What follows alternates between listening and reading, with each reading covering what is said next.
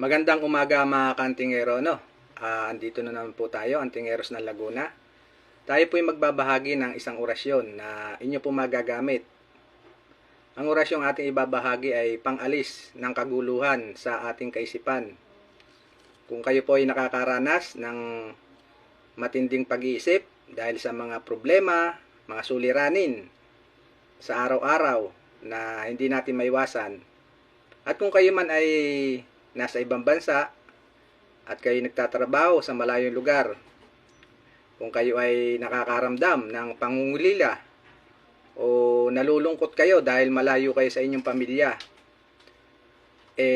meron po tayong orasyon na pwede nyo pong gamitin.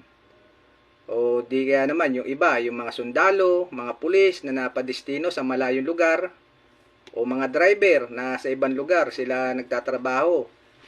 Sa lahat ng pwede niyong gamitin sa lahat ng nagtatrabaho sa malalayo na nalulungkot, naiisip ang pamilya sa araw-araw nilang gawain dahil malayo sa pamilya.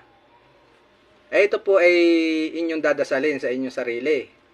Araw-araw 3 beses.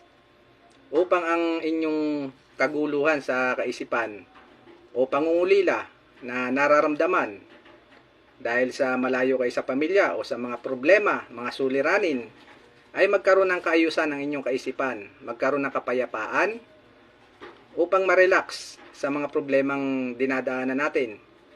Dasalin niyo po ang orasyong ito ng 3 beses at kayo ay makakaramdam ng kaginawahan na mawawala ang inyong mga pag-iisip sa mga problema o di kaya naman ay pangungulila sa inyong mga mahal sa buhay.